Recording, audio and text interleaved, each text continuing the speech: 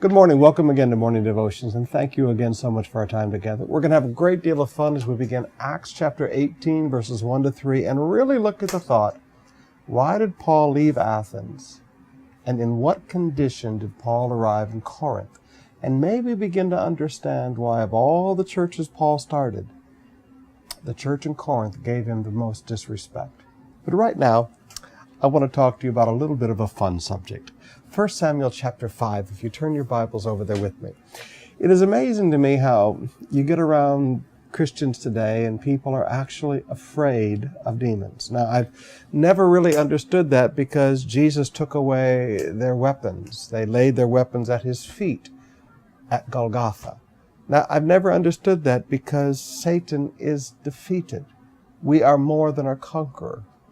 But too often today I hear Christians in their super spirituality actually creating fear of demons. I listened to one very famous guy one day say that, this woman who is demon possessed dropped a bottle of perfume and it splashed on a friend of his and demons got on him. Well, I got news for you.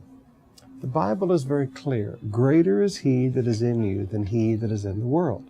The Bible is very clear. You are the temple of God.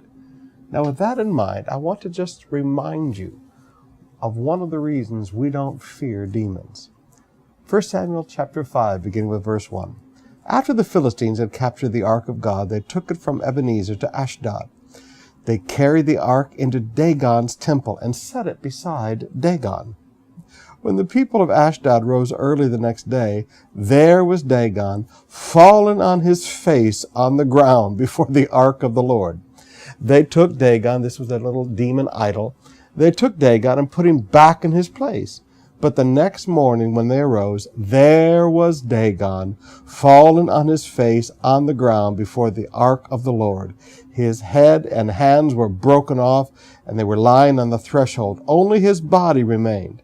That is why to this day neither the priests of Dagon nor any others who entered Dagon's temple at Ashdod step on the threshold. Now, I'd like you to notice, demon idols are absolutely nothing to God.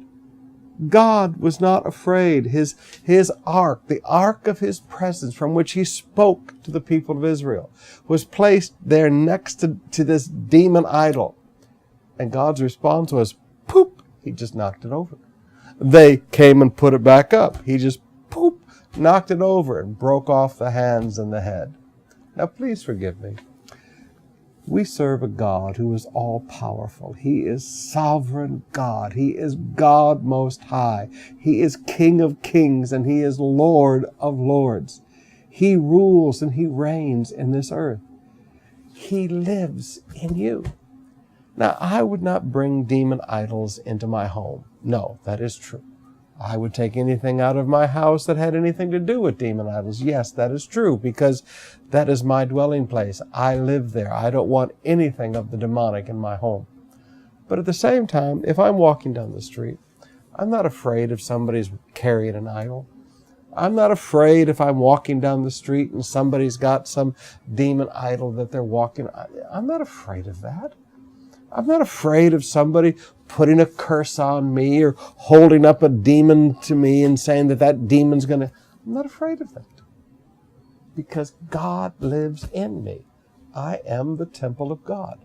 Now, Christians, please, let's start acting like more than a conqueror, which is what we are, and not be afraid of demons.